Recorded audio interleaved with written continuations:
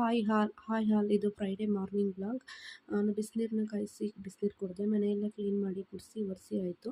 ಸ್ವಲ್ಪ ಕಾಫಿ ಕಾಯಿಸೋದ ಅಂತ ನೀರನ್ನ ಮಳ್ಳಕ್ಕಿಟ್ಟಿದೆ. ನೀರು ಮತ್ತು ಬೆಲ್ಲನ ಹಾಕಿ ಕುದಿಯೋಕ್ಕಿಟ್ಟೆ. ನೆಕ್ಸ್ಟ್ ಹೂವು ಇತ್ತು, ಹೂವು ಎಲ್ಲ ಕಟ್ಟೋಣ ಅಂತ ಅದನ್ನು ಹಾಗೆ ಕಟ್ಕೊಂಡು ಕಾಫಿ ಕಾಯಿಸ್ಕೊಂಡು ಎಲ್ಲ ಕೆಲಸನೂ ಮುಗಿಸ್ಕೊಂಡೆ.